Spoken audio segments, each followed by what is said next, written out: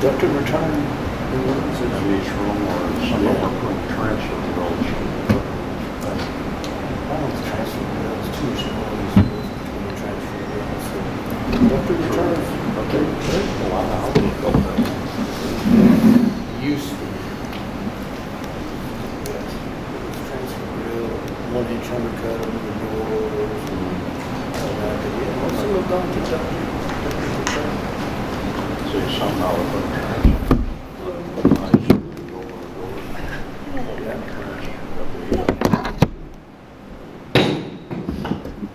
Good evening, everyone. 6 p.m., Monday, July 27th, 2026, and the Bel Air Beach City Council Budget Workshop will now come to order. Please rise and join me in the Pledge of Allegiance. Allegiance to the flag of the United States of America and to the republic for which it stands, one nation, under God, indivisible, liberty and justice for all.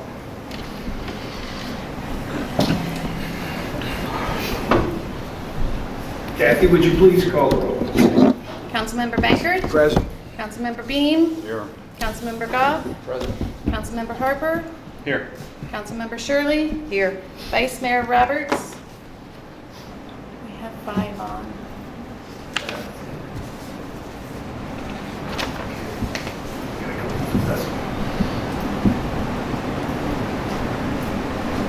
Mayor Gaddis. Present. City Manager Reifler. Here. City Attorney Trask. Here. All right, our first item on the agenda is discussion and review of fiscal year 2026-2027 budget. We'll give City Manager Reifler a couple of seconds to get back to his seat, and we will begin.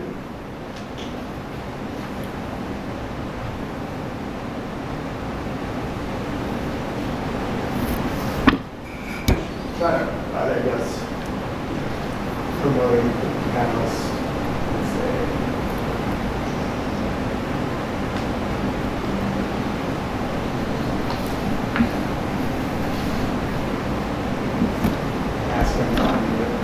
Okay, can you hear? Can you talk over? Vice Mayor Roberts. He's speaking with no sound.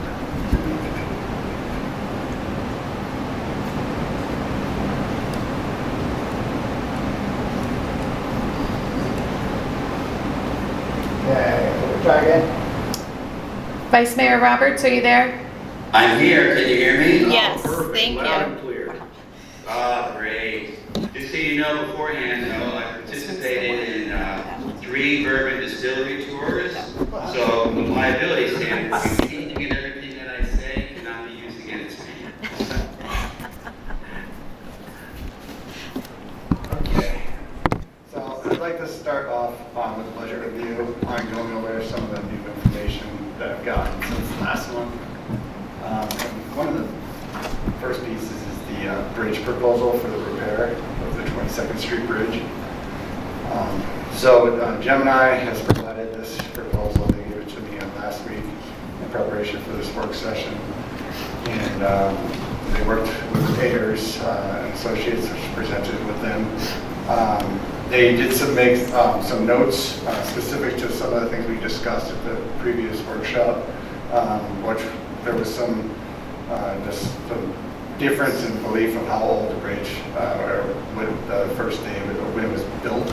And we thought that it was at least built as early as 1965, but then there was some thoughts that it could have been before 1960. Since then, Councilmember Beam has done some research. We pulled up some aerial photographs that gave us a great view of the bridge itself. And from what we can tell from a 1962 aerial photograph, it looks like the bridge was in place.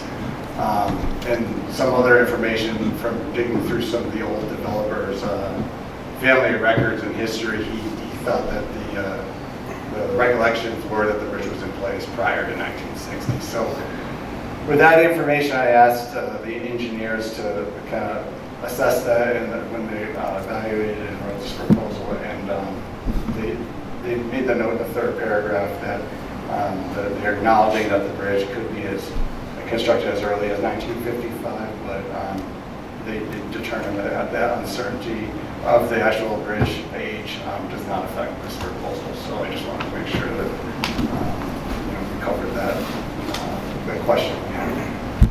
The other section, just to compare back to the presentation that we received.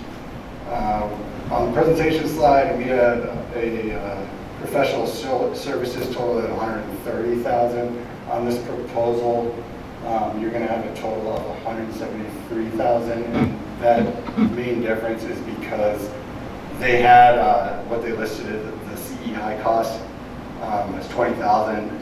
I think it was just their post-design costs. So when we made the request for engineering inspection, construction during the actual construction phase from Air Base, they added another $48,000 except for CEI. So that is the difference. I just wanted to make clear why there's a discrepancy between what we saw in the presentation and what we're looking at on our proposal. So they're going to oversee the construction, or they're just going to inspect? So they put $48,000 of CEI costs, so that they're planning for, it is 7 weeks, and they said they'll break it up where it doesn't have to be a straight 7 weeks, obviously when the construction is active. But they will come on site and supervise to make sure that someone with a background of bridge engineering is on site to watch the construction. So we did get that number in. I did talk to Key with Gemini today. He says that the change in the proposal cost, there's no effect on the estimated construction costs. So they still believe that the construction cost will be roughly $400,000 for the bridge repairs. The geotechnical costs, they budgeted $25,000. They could come down more like $20,000, so there might be a slight lower cost to that. Is there any questions so far on the proposal itself or anything? Yeah, I have. Well, now we're talking that the bridge was there prior to 1960. So it was clearly said that reinforced concrete, 50, 75 years, reinforced concrete came out around 1960. Pre-stressed concrete came out, or prior to 1960, pre-stressed concrete is good for 70, 75 to 100 years. That's what they were proposing, that the bridge was made in the early 60s. Prior to 1960, pre-stressed was just reinforced concrete, good for 50 to 75 years. So now, Excuse me, Councilmember Bankert, would you put your microphone closer, please? what I'm saying is this bridge life expectancy just about up? And are we just putting this off for the next council, or 2 councils down the road, 3 councils down the road? Once again, I've made a statement, I don't have any faith in Gemini Engineering. I've listed a bunch of their blunders. Now, we come back that this bridge is now probably in the 50s built. This should have been, that simple information should have been given to us at the last meeting.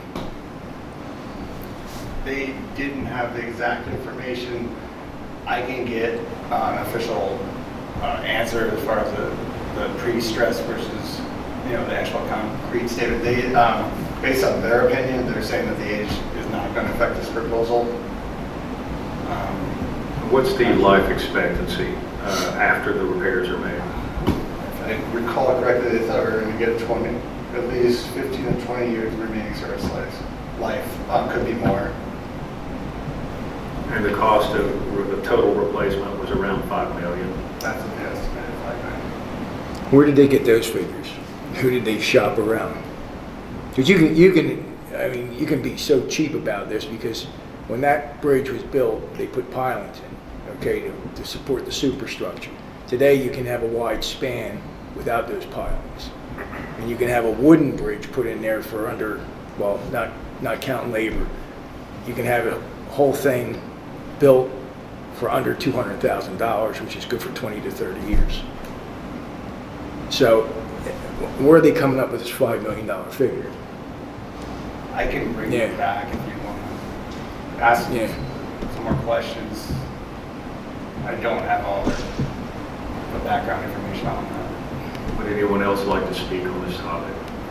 Now, the only thing I'd like to say is I hope that after they do their initial investigation before they continue on or doing anything else, is they come back and say, okay, during the investigation, we found that the piers, Could you pull your microphone closer? yeah, it's on. recorded. The piers are too weak, they're not deep enough, the soil isn't good enough to hold it. Some kind of an assessment like that once they get down there and do the investigation. The other thing I've noticed on the bridge, that bridge has not settled. There's no crack in the street pavement where the bridge and the land meet. And usually if there's a failure or it starts to sink, you'll notice that. And it hasn't happened. So one assessment, I guess, was okay. They consider it's worth repair. The only question is the age and whether that concrete will last another 15 years. But with a $500,000 investment in it, it'd probably be worth it to fix it. Hopefully that'll last another 15 years. Thank you. Anyone else? I was just going to say that I thought that when they did their presentation, they said that they couldn't identify the depth of the pilings, and that's why the scour, that's why the scour side was the big deal, right? So Yes, and the geotechnical, I did talk to them about what they'll find. It's going to be not so much the depth of how far the pilings are down, but it'll be more so the area of scour that will determine, so that they said it's not going to change the overall scope of the repairs. It might slightly change the design of the actual scour reducing measures. Okay, that answers it. Anyone else?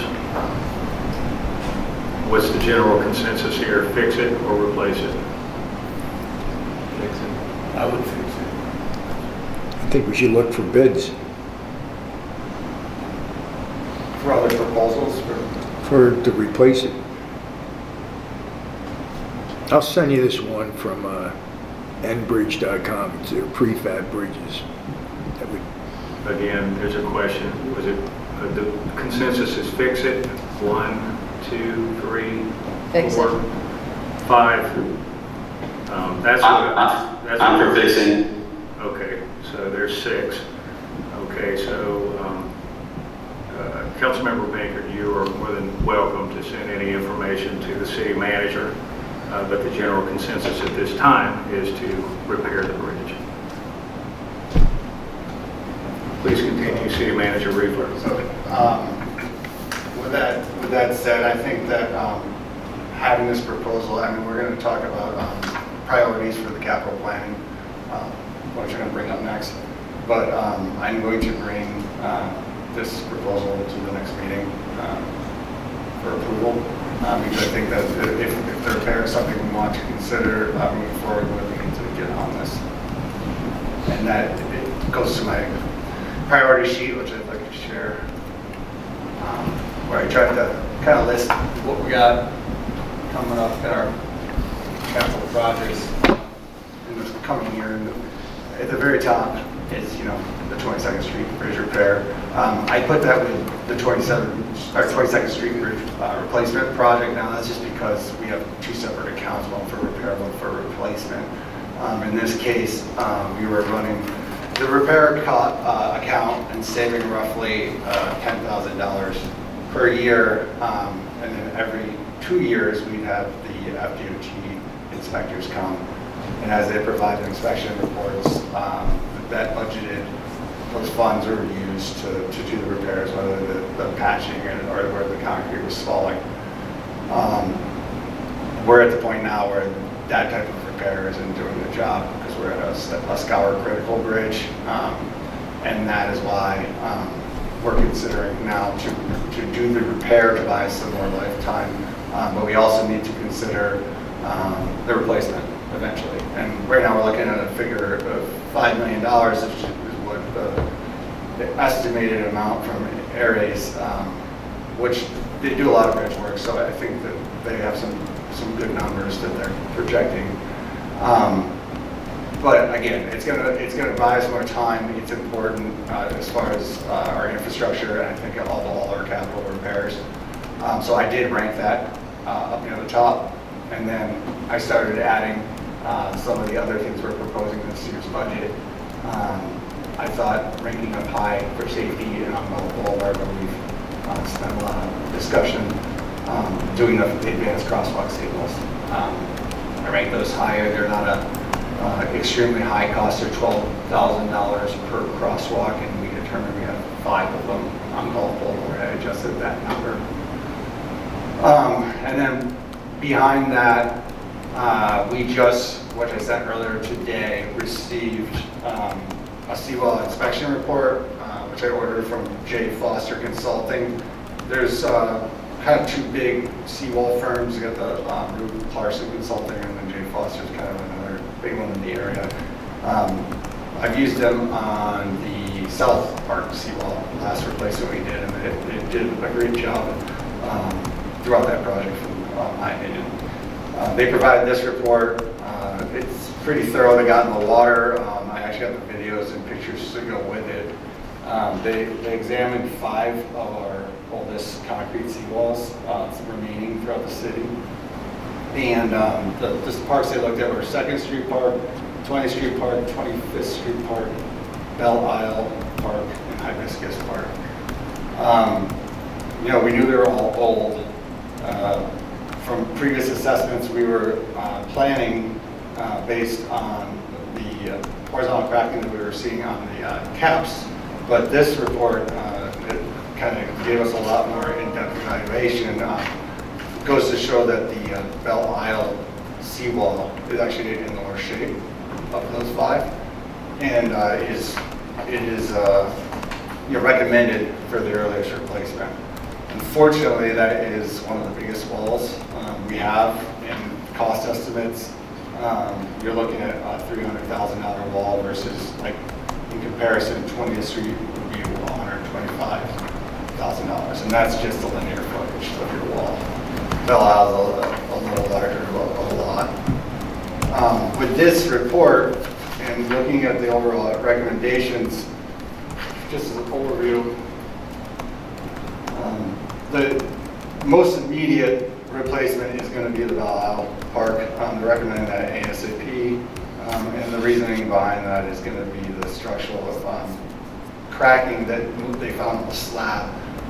It's horizontal and it's a little bit below the water line, but the concern is that the slab is going to give way, and then, you're going to lose. It's either slide out from either the slab itself cracking or the toe of the slab, because it's not showing the embedment that they want to see. It could slide out as well. So there's some failures that are possible, and that's why they're recommending replacement of that seawall first. But they also do have to 20th Street Park recommended scheduling replacement within 1 to 2 years. So I'd say that is our second most deteriorated seawall remaining, and then the 25th Street Park, which they said 3 to 5 years. Currently, I at the last meeting had turned up saving more yearly for seawalls, anticipating that the concrete ones were going to be needed to replace sooner. This report, I wasn't expecting to see such an immediate replacement call for it, Belle Isle. So I'm considering, as far as adjusting the budget with this report, we had earmarked only $30,000 after replacing the South Park seawall. That was a fairly expensive seawall. It was close, I think it was 160 in total. And if you know, through concrete construction, costs have gone up significantly in the last 5 years for these type of projects. And right now, with the recommendation that came from J. Foster, I at least recommend that we budget enough that we bid out the replacement of the Belle Isle seawall. But I think it's in our best interest to bid out our three worst, to see, if there is some linear footage cost savings. There may not be, because it's really not that much seawall in comparison to what some of these companies do. But I still think it would be worthwhile when we do bid it to not just bid solely the one that needs to be replaced next, just to consider cost. We don't necessarily have to move forward immediately on all three, but in comparison to getting this, receiving this report and looking at the same kind of structural issues we're talking about with the bridge, old concrete, salt water, we don't want one of our seawalls obviously to compromise the park and any properties around it. So I just wanted to bring that to your attention. When it comes to staff ranking, I put that as a 1 up there with the bridge, because I feel that's a pretty important safety structural infrastructure issue for the city to replace that. Following that, I added the Cedar Drive access, which we talked about. And then earlier I talked about the remaining resurfacing that needs to be done, that we have scheduled out.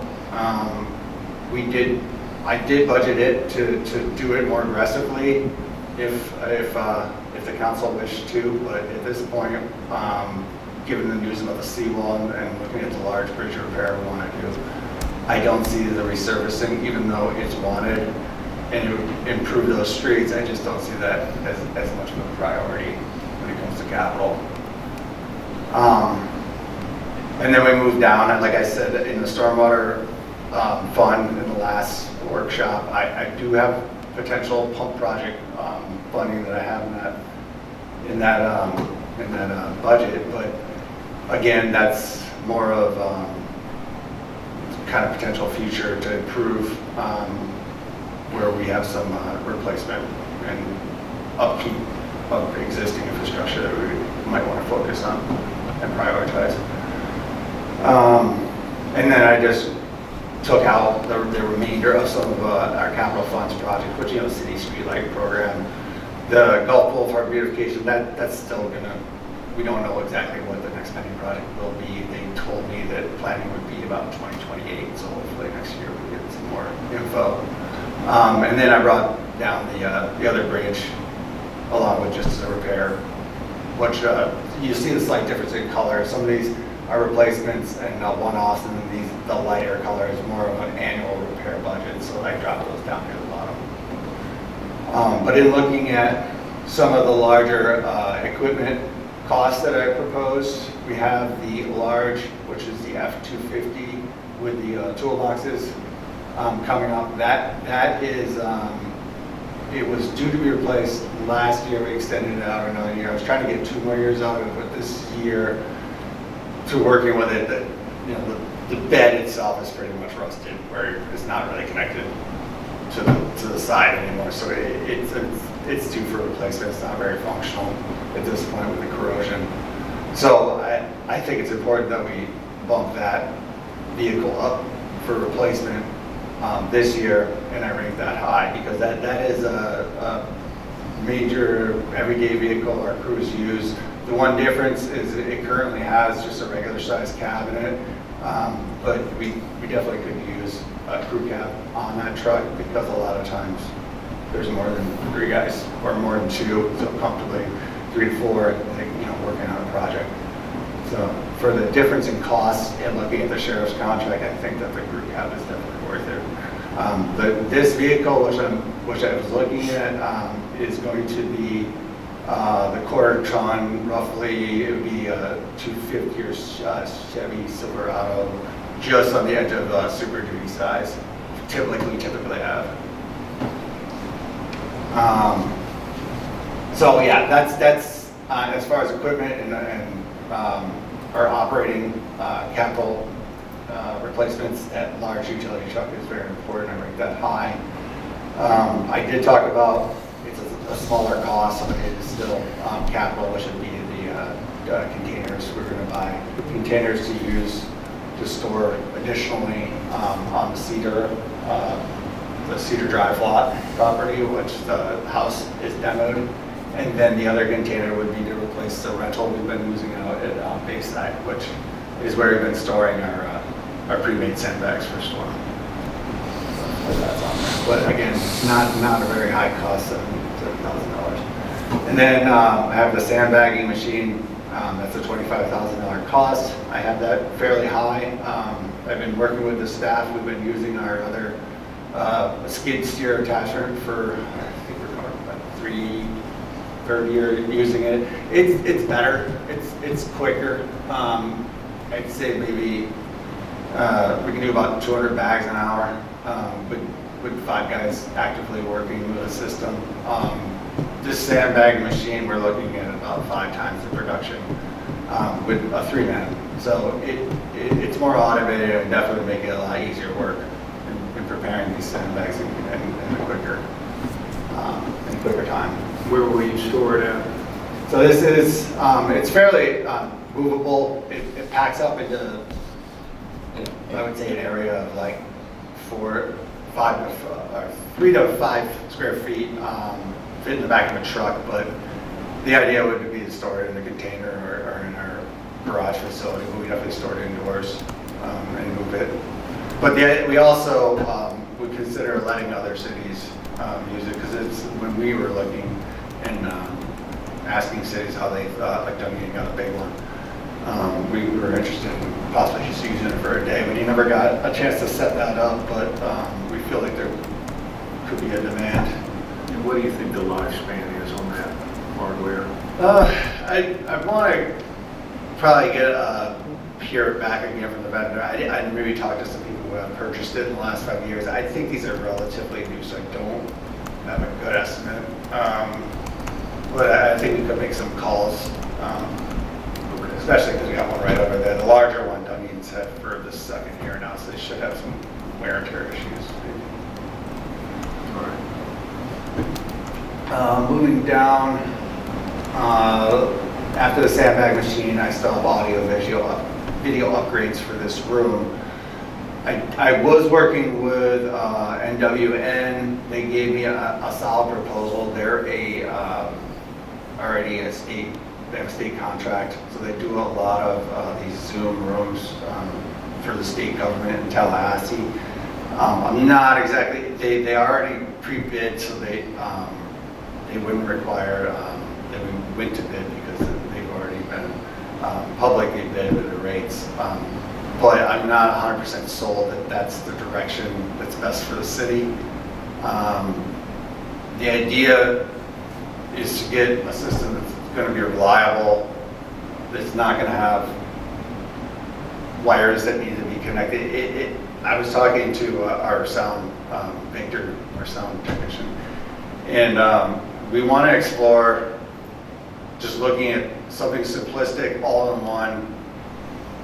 If we connect, hopefully Bluetooth connections of anything out on the floor, hopefully the technology is good enough that we get a good connection but we want to experiment a little bit more on because he's still, as far as we're planning, we plan to continue to use it for production and for the video recording services and what he puts together for us. So I'm trying to work with him because I know on our meeting nights when we already use them, he's going to need a little bit more capability. He's going to need to adjust sound, move cameras, things like that. So I'm trying to work with him on a system that we can use every day for these type of meetings. We don't have Victor here. I'm not trying to hook up a million different pieces of equipment. Something that's just easy to use and anybody can set it up. And that ideally that's what we want for anytime anyone else uses this room, even our nonprofits or some of our condominium boards. But when people want to hook up a microphone, hook up a computer for display, even those now, I'm having to come in and kind of get everything hooked up, and it's just not, it doesn't really make too much sense at this point. We kind of need it all in one. Even if it's not the best system, something that's reliable, that's going to get the job done, I think is very important. And that would free up a lot of my time, just as preparing for meetings in general. I agree with you on that. It's again, long overdue. The last upgrade was night and day difference, but we have issues with this one also. and it's the people that are sitting at home watching right now, they're the ones that suffer. Yes. Because of the system more than anyone. And if we can find something that produces good audio, picks up whoever's speaking, from what I've experienced is that most of the issues we've had up on the dais with these microphones have just been, pull it closer, but that microphone seems to get overridden when people talk loudly into it, and the mixer's not quite set right, and that's what's really causing a lot of issues with the remote meetings. So that's something with Victor. He's going to come back to me on this Friday with some equipment we're looking at, but we're not quite sure of the direction yet on that. But we're trying. The idea is to get something that's going to last us without trying to piecemeal a system together that puts us in a place that we don't really have something reliable. Yep, makes sense. Whenever he sends you those recommendations, would you forward them on to the Yes. council? Yes. And okay, so and then it just gets us right back into sort of the things that we were prepared for on a yearly basis. We always talk about, yes, we know at some point we're going to lose condensers, we're going to need a replacement. We expect that we're going to do a full condenser replacement out there before we do air handlers in here, just on the wear and tear of the overall system. The last this past year, so this budget year, we had a coil replacement we had to do. And the previous year, we had a coil replacement on the same condenser out there, which is the train unit that handles the office side. So we've done 2 on that, but I believe that unit will get more life. But some of those others, because that's a newer condenser out there, that was replaced relatively immediately after the building for some issues it had. I think it was only 6 years after. But that has been running smoothly. But the Desert Air and the other 2 Yorks are, they're getting up there. The problem we have with those units outside is as the hot air goes up, the cold air is pulled down. So what you're doing is recirculating the cooling air within that box out there. So what I had suggested a number of years ago, cut holes in the wall so you can pull the air at a lower level, and then the air will go straight up and out, versus the circulation of the air now that you have. Or put velocity stacks on top of the condensers. One or the other. Yep. So, again, we've looked at velocity stacks and we looked at the installing the louvers to try and get some more circulation. Some of those projects were a little bit higher than we were hoping. It definitely would improve the situation. So right now we've been budgeting along the lines of, when some of those outdoor units start kicking out, to be able to replace them fairly quickly, because you have to get a crane and change them out. But at this point, as long as things are running until we get a major breakdown, we've been looking at these things, kind of keeping them going for like the last 4 years. The oldest ones haven't had any major breakdowns, so I mean, knock on wood, we're getting some extra life. And then again, same thing with the roof, saving on that and the flat roof. We haven't had any major leaks. We've been cleaning it annually, keeping up with it, just general maintenance, just hoping keep it going. But we would expect the flat roof to go. Just 1 second. Vice Mayor Roberts, we cannot see if you're raising your hand or not, so just shout out if you have something to say.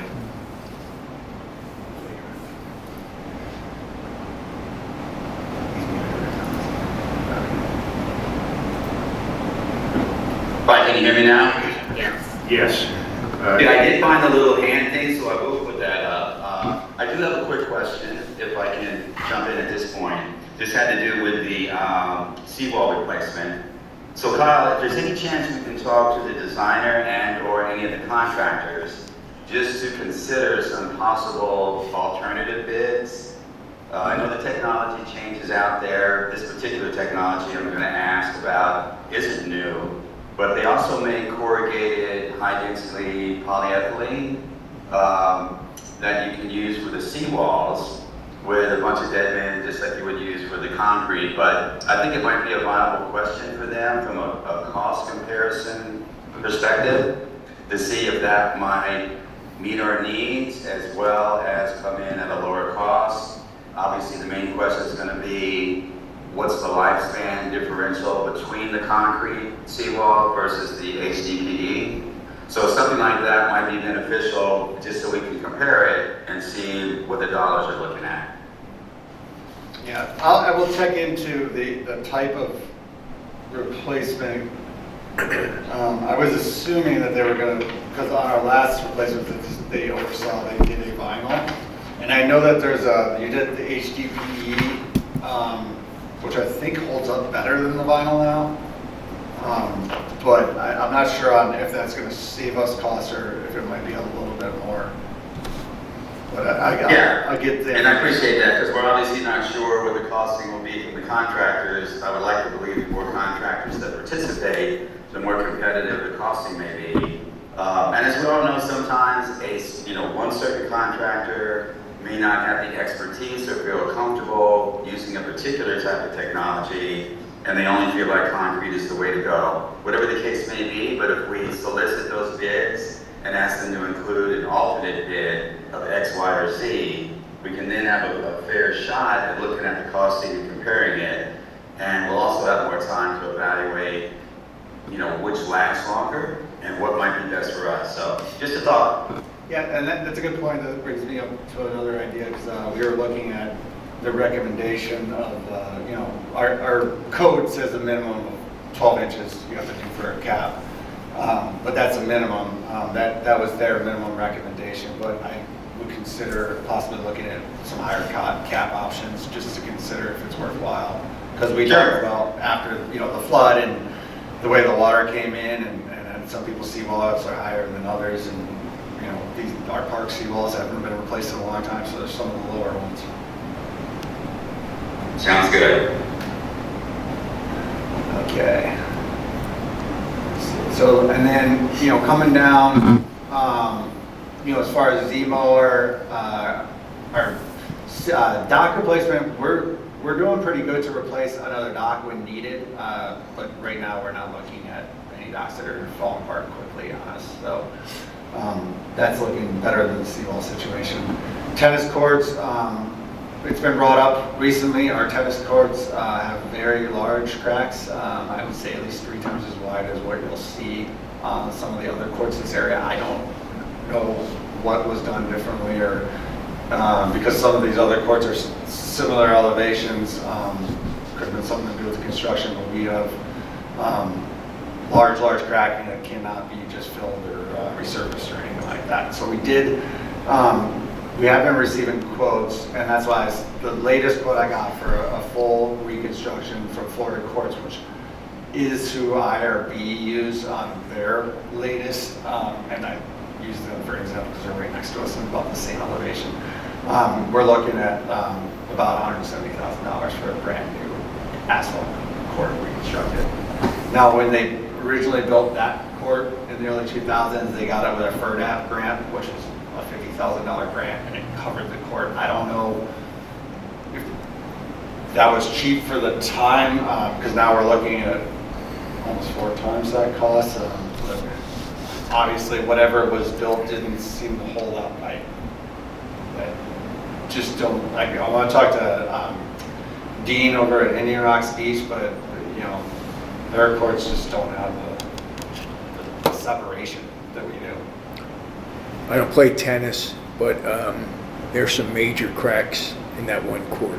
Yeah, like that one. I come here from Largo, pay to park. Tripping in one of them cracks are reliable. So if it's open and obvious and we have notice of it, then yes, we're going to be responsible for that. I thought so. When was the court built, do you know, originally? I think it was finished in 20, I want to say 2006 or 7, because I've been looking at the 25 years that we're required to keep it. And then we've done a resurface. I know Resurfaced in Lynn did a 21. resurface too after that. We did do a resurface in 21, and it Much lasted maybe a older year. than that. Didn't do much. Only a year. If that's the Are correct. we able to team with the Bel Air Beach Foundation as far as putting a community Event. contribution fund to this project?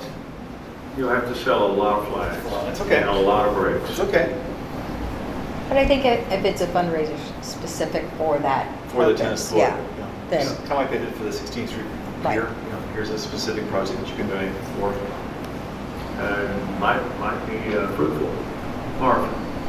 The thing that I worry about is you have almost a moat on 3 sides of that court. So when it floods over there, everything kind of gets mushy. So why don't we try to move it to Bayside? You're gonna put all that money into the foundation. Maybe you'll have more stable ground over there. What do you think? What are you doing to the foundation? You gonna tear that up and put piling in there and then, Well, that's what we're asking Yeah. when they're coming to look and give us quotes. We're trying to see if there's other modifications to drainage or increased drainage that would help this situation. yeah, because as he notes, it's all marsh. yeah, if we Yeah, just it's elevate it. just- When we have all that flooding, everything. Yeah, will well, go it just around. keeps slipping. So again, I put that in there and we're gonna keep looking at pricing Project down the road. on that. Again, we've had some money in there. The last time we were looking at Bayside Park, we were talking about doing a grant. So it's just kind of been in there since then. But So just to put the council at ease, you're gonna, whenever you're speaking with these companies, you're gonna let them know exactly what happened and what the underlying circumstances may be. And so that yes, no one thinks that we're wasting money. yes. Can I just make a suggestion back to the point made earlier?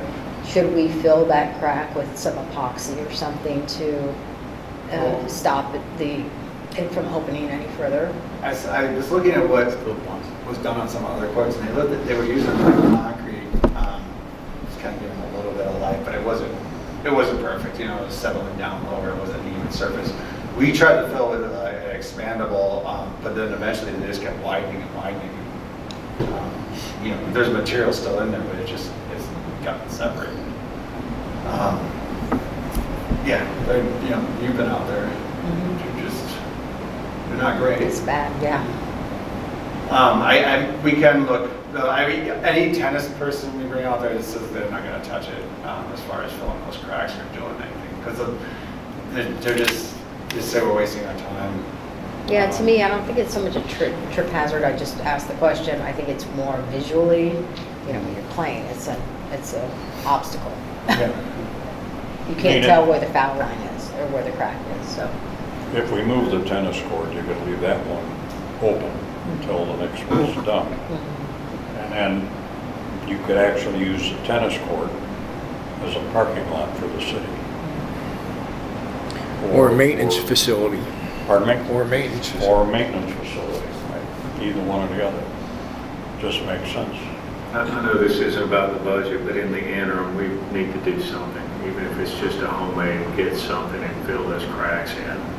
And just repeat it over and over until Yeah. we make it permanent. I use it for my Brick's right, that somebody's gonna concrete. trip. Yeah, I use for my concrete floors an epoxy it's a UCO product, and I can share that with you as a two-part, and it seals up the concrete cracks pretty good. But I don't know, it's gonna be ugly. There's not a good fix, so I can share. We've used something similar on the basketball court, but they were a lot less. Yeah. But it improved it. Just make it a little bit more. Paint it. Do we have a vibrating plate that would shake that in there? It's kind of self-leveling, you don't really need to. Well, yeah, but you want to get it Just into to get there. it to go down. Yeah. We'll use some, we'll talk about it. Use a backer rod and then put it on. All right, continue. And then, again, we got the Morgan Park improvements, that we resurfaced that lot. I don't expect that for at least another 10 years.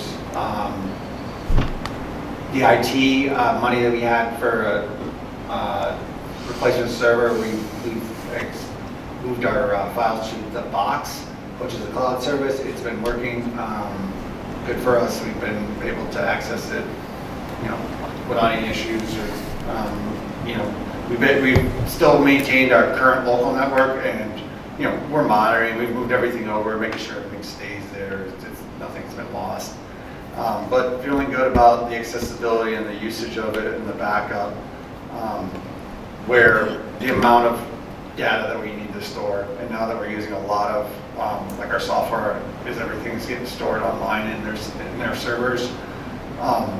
It seems like a good option for us, especially because come storm, we can just get out and everything we can get on here.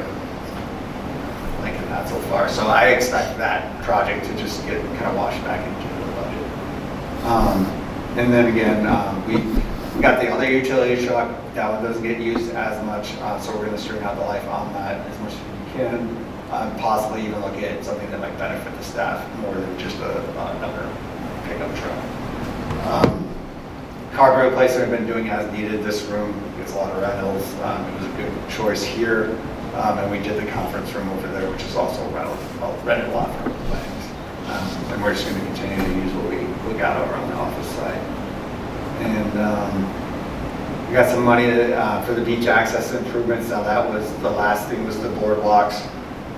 Since those got taken away, we haven't seen a need where they're going to be replaced, any kind of overlock. So we continue to just save for the next time money is needed. And then just a touch on the marina account. You know, we always have money set aside each year from that enterprise budget that comes from the fees paid that goes into, you know, a replacement plan for replacing the catwalks and you know, the sea, like any of the equipment, the seawall. Right now, I have been doing some research with some of the residents and just looking again at all the marinas in the area. It's interesting right now because of the storms. A lot of cities are doing things differently because they got a lot of damage, and they're kind of upgrading the marinas and changing their fee structures. So, been monitoring that. Our marina in comparison is more on the simplistic, low. You know, we provide all sorts of water. We give electricity, and you know, if they would like a lift, they're required to put it install it themselves and remove it. So we're on like the low service side of marinas, but we still did our last increase. It was between 21 and 25. We're due for another rate increase, so I'm considering some options that I would propose later this year. More so when we're looking at the effects of the tax vote and alternative revenue sources that we've been talking about. Gets me through everything I wanted to update on the budget.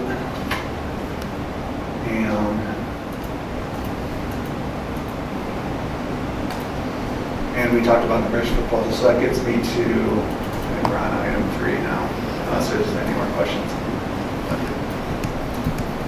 Speed limit. Okay, so this is the discussion on the Gulf Boulevard speed limit, and it currently is 35 miles per hour up and down Gulf Boulevard, depending on the jurisdiction. It can vary. It can be either 30 or 35, and it just over time, different cities have established different limits. We looked at the history of our speed limit throughout different decades, I guess, throughout the years. It's been looked at and considered. We've had, when the bridge was replaced, there was a situation where they provided data to our city and to Bel Air Bluffs. The same exact data was given, and they decided on wanting a 30-mile-an-hour zone. We decided on a 35. That's why we got kind of a split at the bridge. And then recently, we asked the Pinellas County Traffic Division to come out and give us some presentations, and they did the speed data checks recently at the signs and the intersections that they have the equipment to do so. They only gave us the one day's worth of data, which isn't too much to go with, but we also got from a resident who called over to FDOT, got some statistics on crash data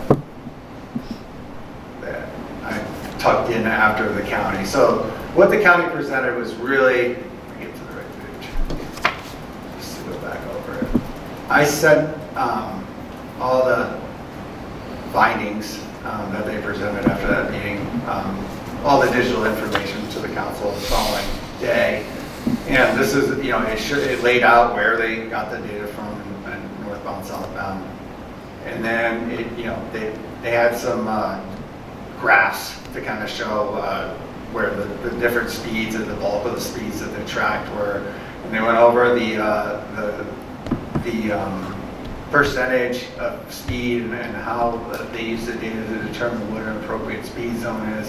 They did say that we had data that it could be a 40-mile-an-hour zone, but I mean it's data and it's 1 day's worth. I think most of the motivation behind wanting to lower the speed limit was just a sense from the community that the Gulf Boulevard was feeling dangerous, that people weren't being as vigilant and mindful of the crosswalks, and there's just a general concern that there could be an accident. It's not worth the risk.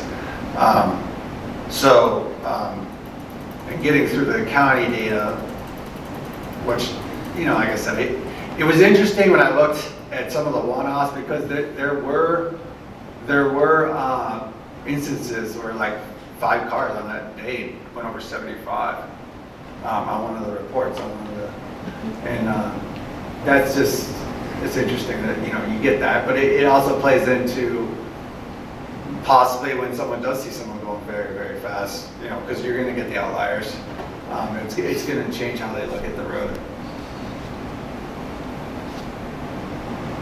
So this came from FDOT.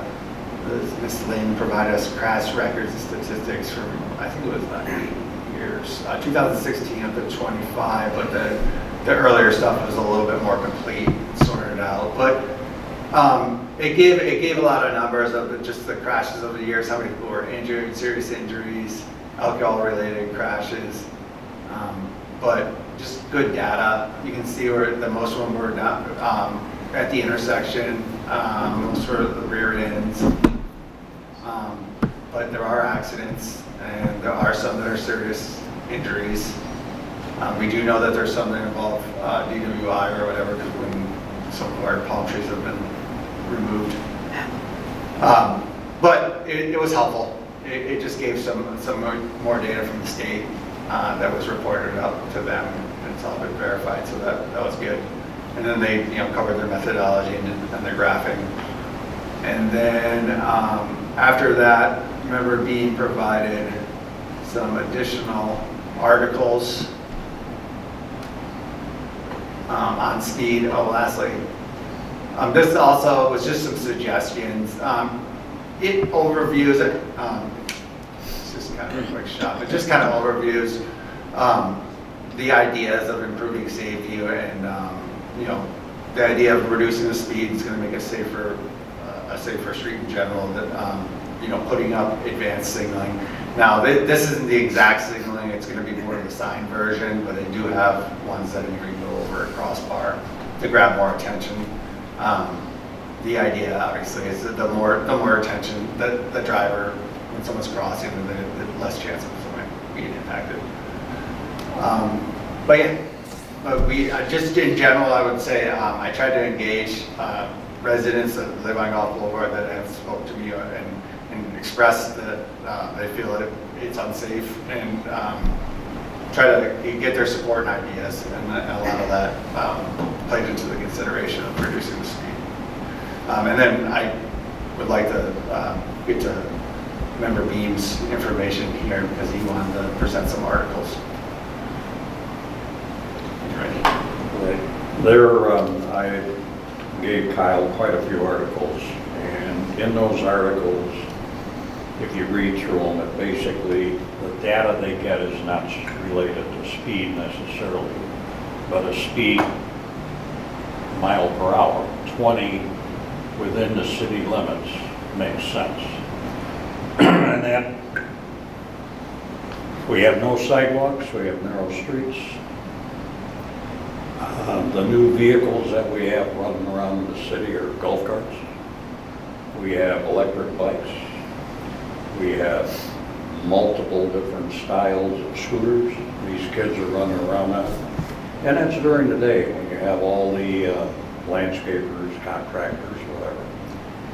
And again, on the weekends, when the landscapers and the workers are around, you have people walking down 22nd Street. I see them many times with buggies or groups of people.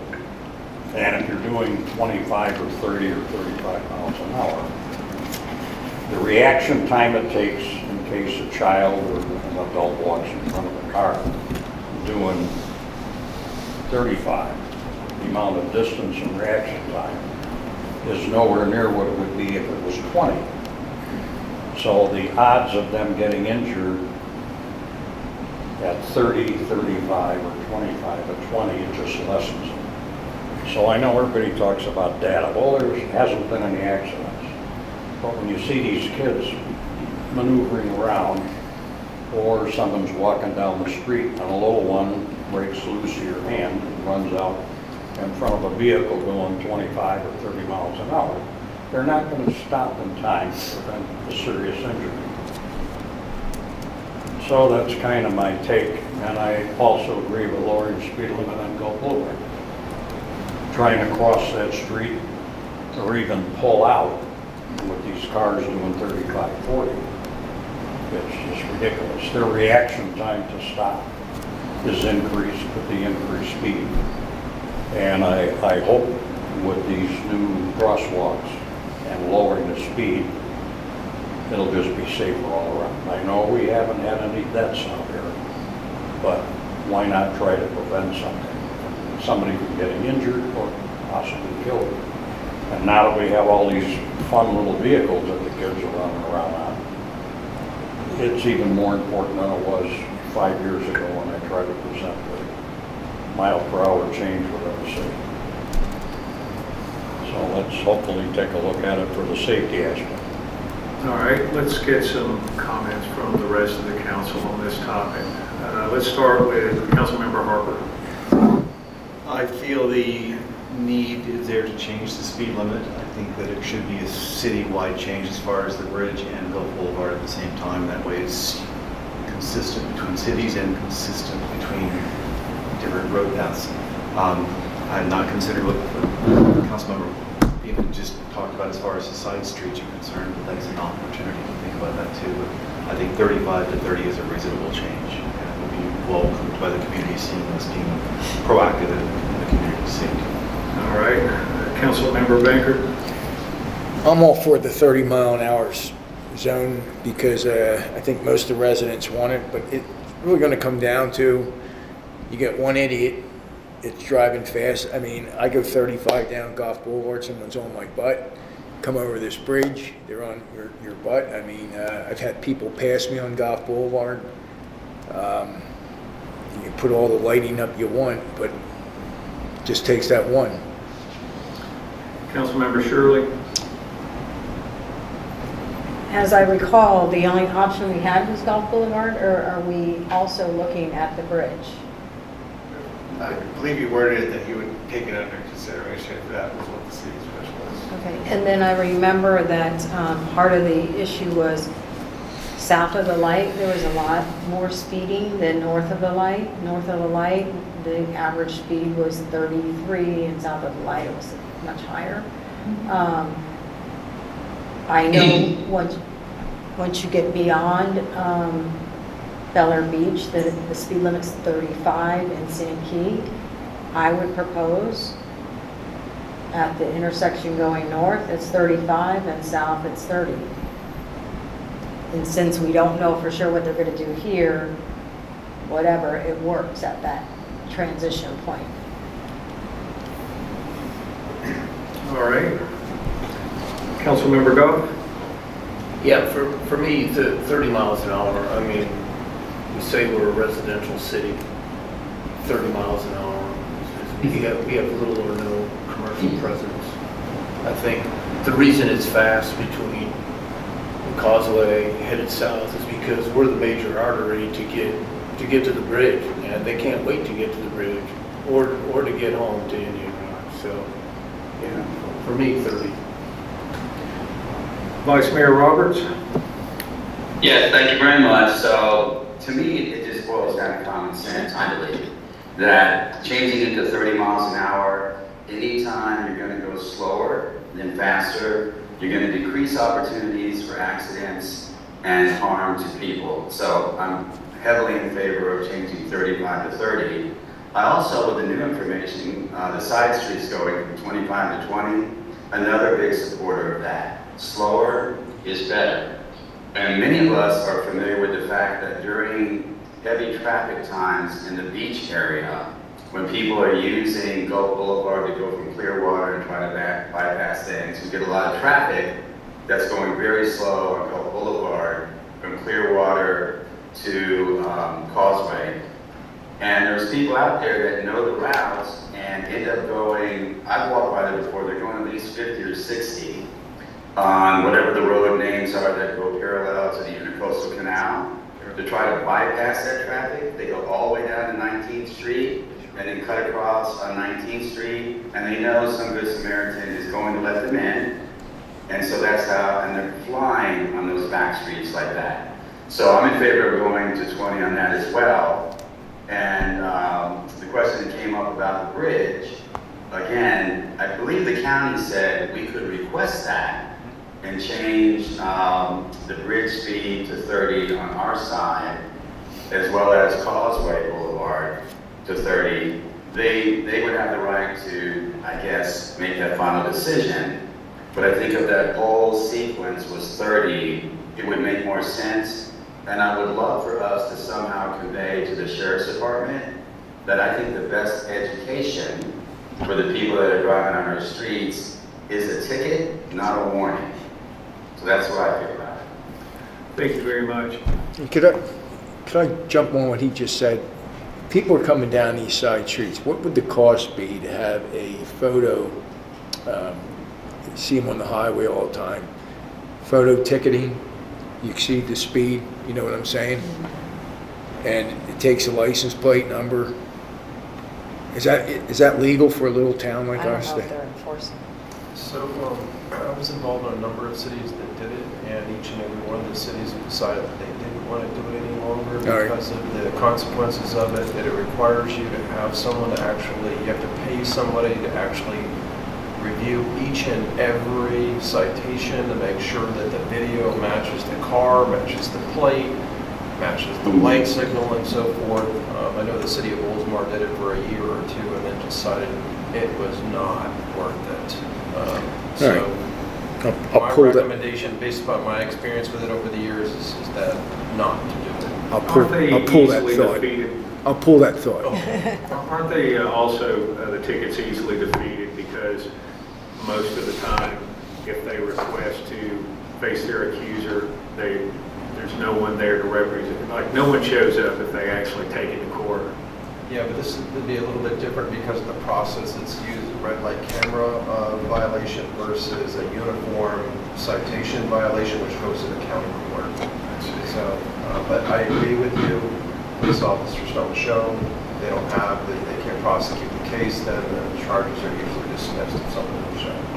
See, my whole argument is we have one police officer here, so he can't be everywhere. So when he's going down Bay Shore, whatever, and he's over at the park. So I don't have a problem at all with reducing the speed limit, but I'm not sure if the entire city wants that.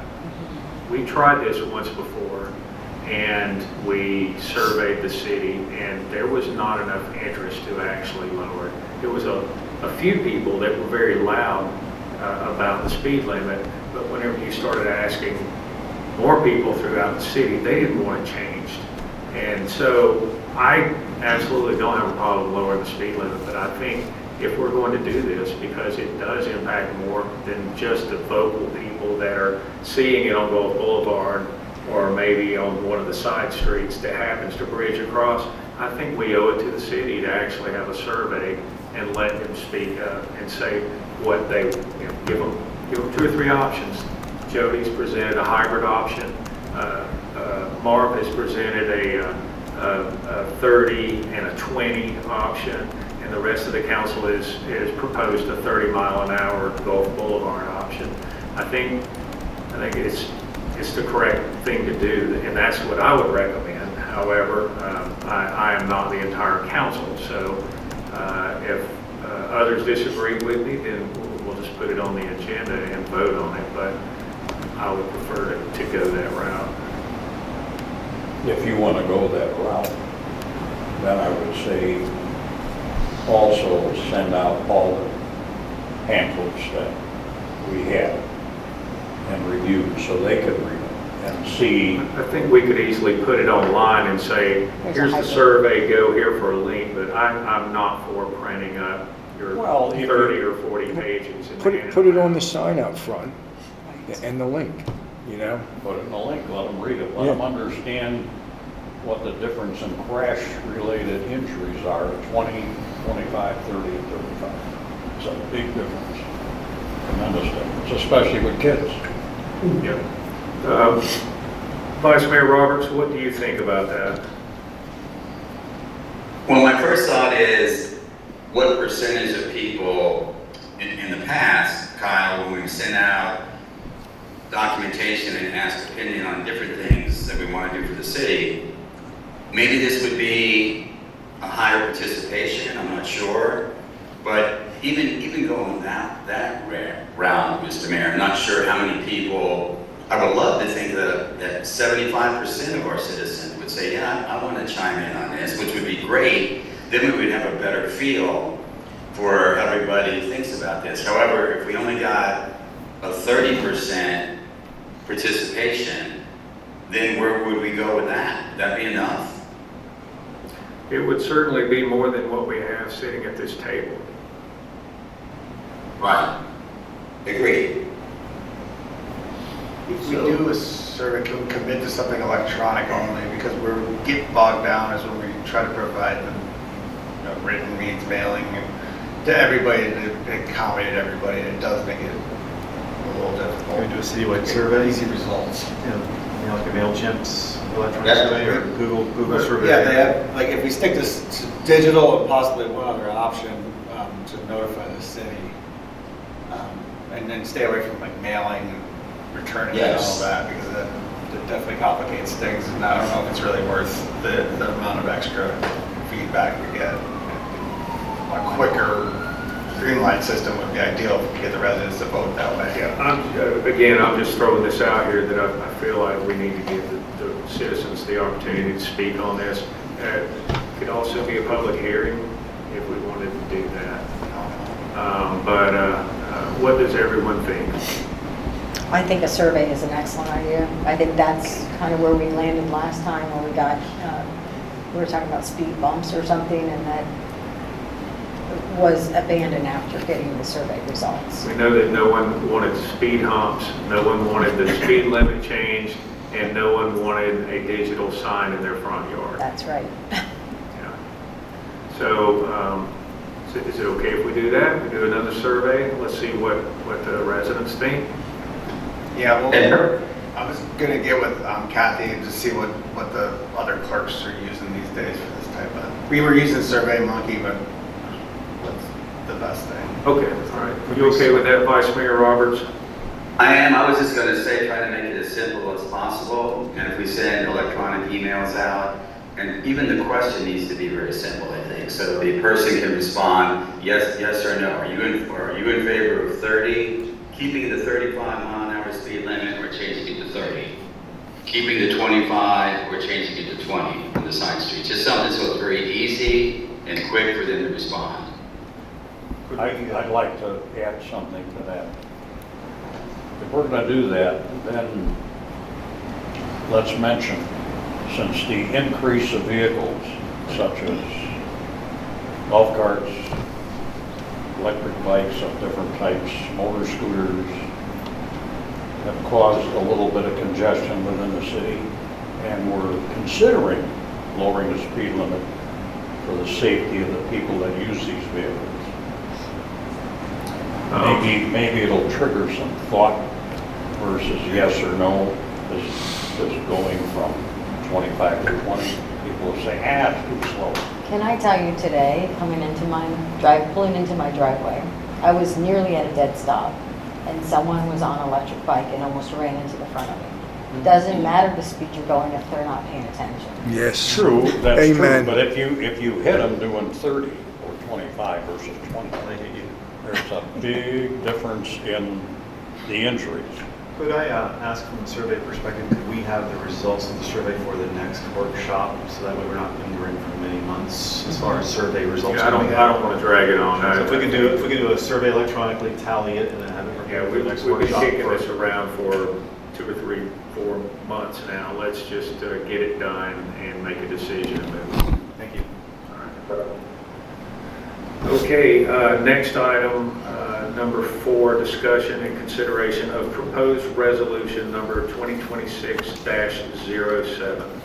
Authorize the City of Bel Air Beach to intervene in any administrative proceedings challenging the Florida Department of Environmental Protection's denial of the Town of Bel Air Shores request to cancel the erosion control line. I believe this was probably put on there by Councilmember Bankert. Would you like to take it away? As of last Tuesday night, the commissioners of Bel Air Shores authorized Mayor Bloom to seek an attorney outside of Attorney Lewis's scope of expertise, and they gave him 3 suggestions. They entered into an agreement on 7/23 with Smokler and Matthews to challenge the ECL or their petition denial of the ECL. So I believe our city has a strong interest in intervening here, because if they would happen to succeed in this appeal, you would see our condo association, possibly our hotel association, our timeshare association start claiming they want their ECL removed, because we've already had complaints that people are west or east of Goff Boulevard are coming across Goff Boulevard and sitting too close to the condos, sitting too close to the hotels.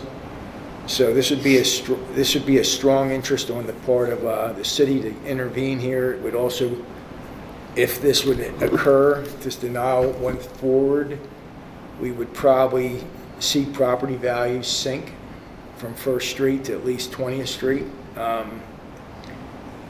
I asked the county to get involved. They're looking into getting involved with it.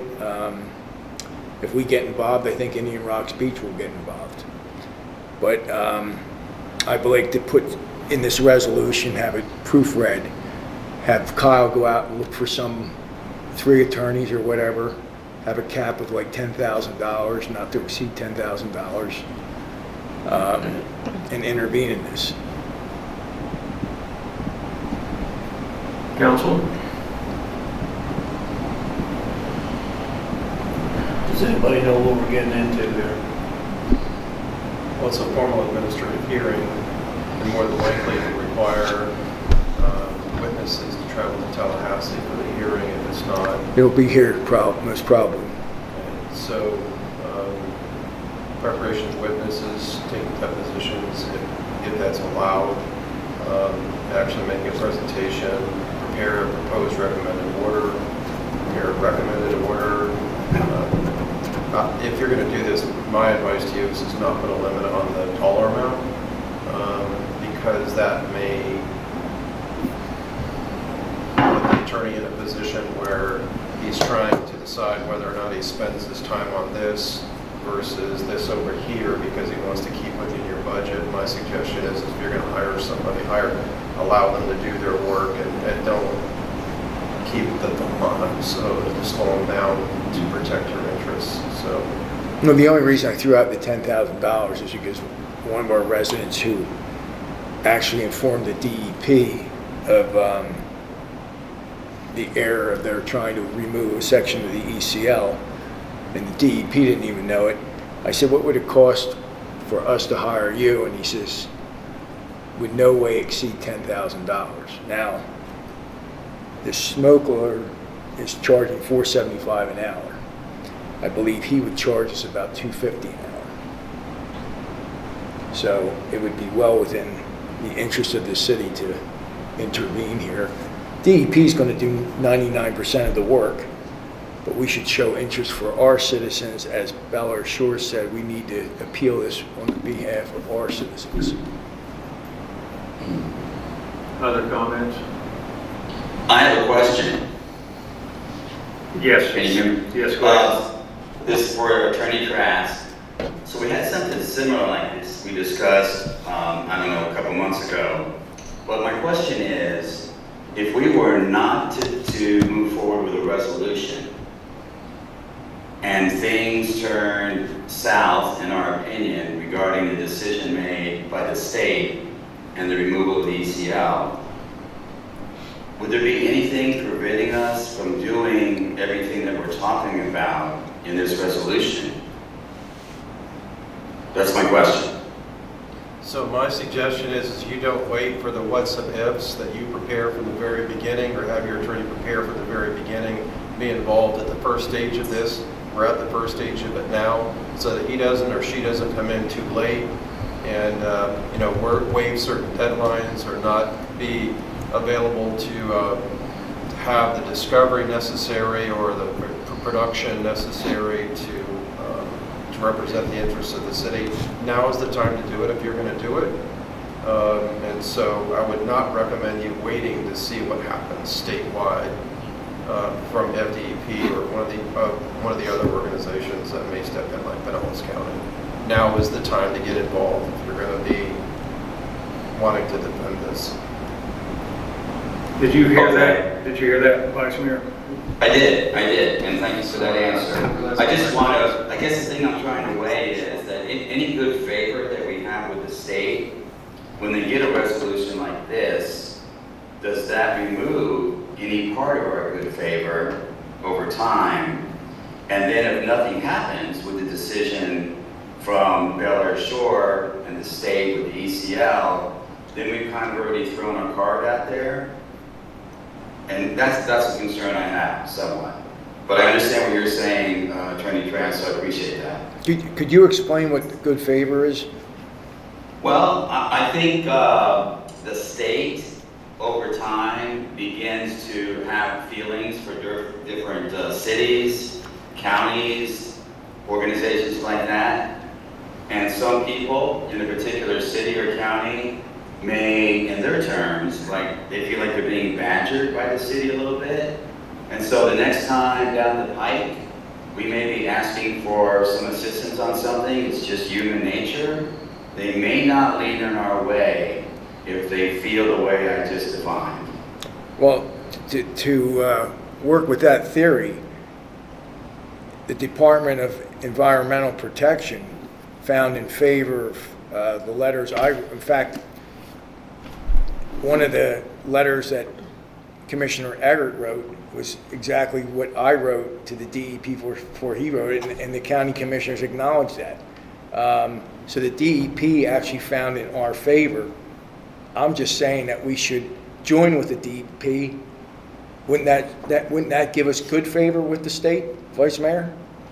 It possibly could. But what I was thinking about was, it wasn't that long ago, now you're bringing up something like that. I know there was a county agency that responded in such a way that they felt there were certain people within our city that they didn't want to ever contact them again regarding anything.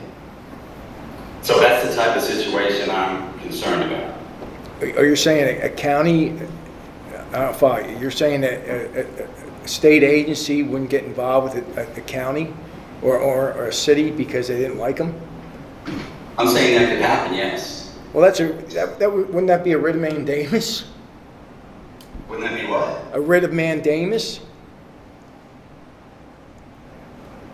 I'm sorry, I didn't understand what you were Wouldn't saying. that be a writ of mandamus, having some state agency say, we don't like you and we're not going to get involved and do our job? Well, I know they said things like a county where they responded with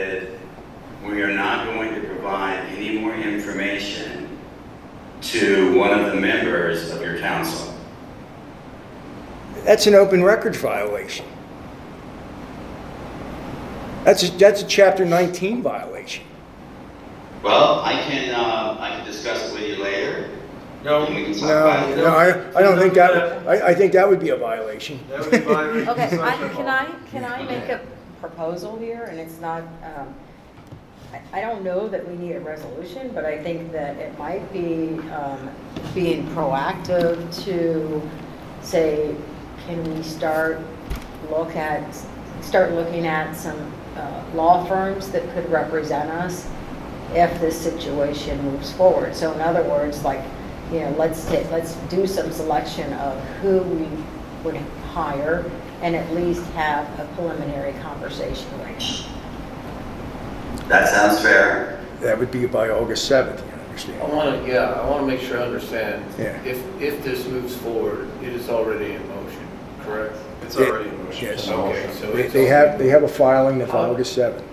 How would the Environmental Protection Agency view us as an intervening party? Well, it would, Is that a positive or a negative? I would think it would be a positive thing, because they have more support for the position that they're currently taking. So we essentially show up and say, we support your original decision. And here are the reasons why. Yeah. Here's some additional information you may not have known about. Here's some facts, here's some data. And that, Councilman, that's why I suggested the one attorney that wrote the letter, because he has a vested interest. He lives here. He's compiled the information already Understood. for free. And now we would just be compensating him to go forward.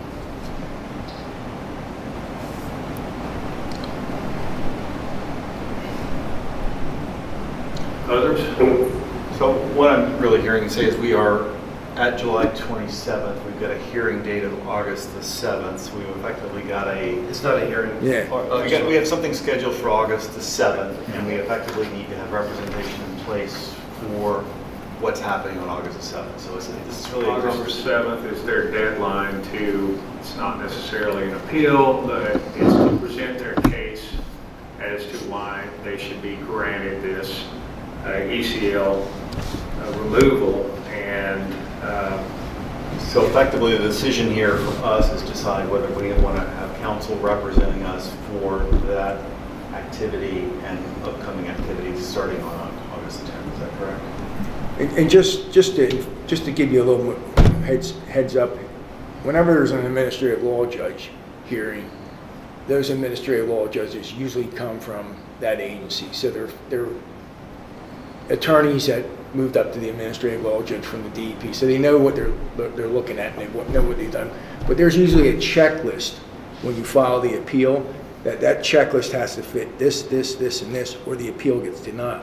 So we might not even have to forward a buck, but at least it shows, as our attorney says, good faith that we're supporting the DEP. My opinion, based on what Attorney Trask said, is effectively that we have a need to do this moving forward for the sake of this short time period and this activity that we're talking about. My biggest concern on the way the resolution reads is the idea of intervening and it's an unlimited pot of money. That's my only really concern. So if it's That's why I for a wanted- short duration and it's for a particular purpose, then I think that that's something that we could support. My opinion. I like it. I mean, really, this is our best opportunity, right? We're just supporting a decision that's already been made once before, right? We're just kind of piling on. well, that's not exactly what this resolution is doing. This resolution is pretty much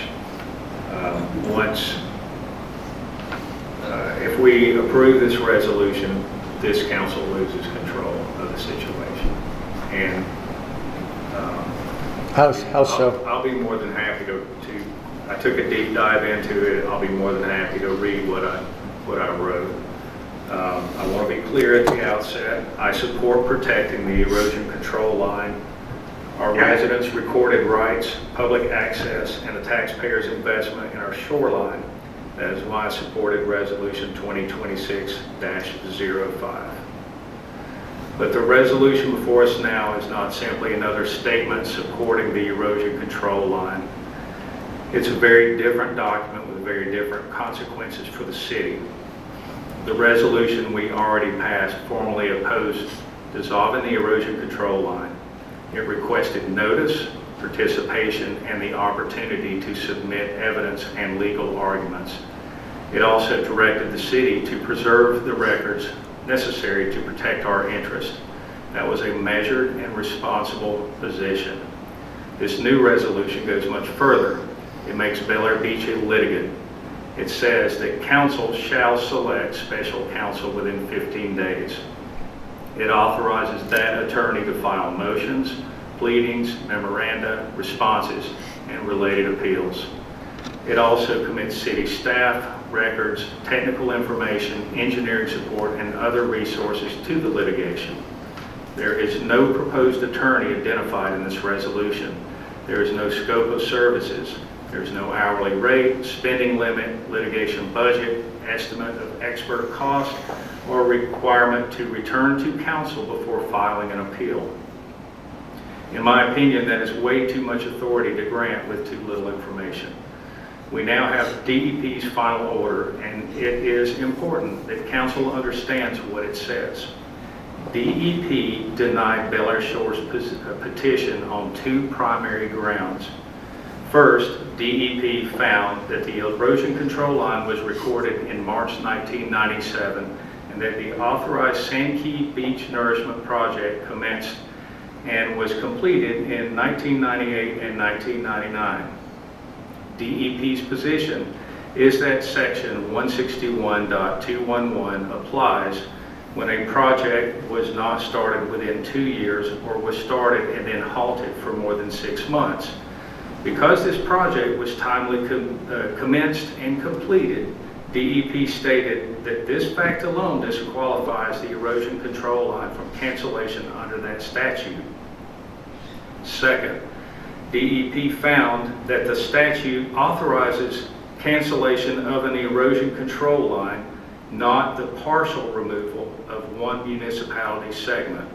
DEP treats the area from R54.4 through R71.5 as one single erosion control line. Bel Air Shore is seeking to remove only approximately 35% of that line. DEP also found that Bel Air Shore's property owner signatures represent a majority within Bel Air Shore, but not a majority of the riparian footage along the entire erosion control line. DEP therefore concluded that Bel Air Shore had not satisfied the requirements of section 161.211 and denied the petition. That does not mean that Bel Air Shore cannot request an administrative hearing or attempt to challenge DEP's interpretation. It does mean that DEP has already taken a clear legal position and is already defending the continued existence of the erosion control line. That raises a basic question this council should answer before spending taxpayer money. What specific argument, evidence, or municipal interest would Bel Air Beach bring to this proceeding that DEP and Pinellas County are not already prepared to present? We have not received an independent written analysis answering that question.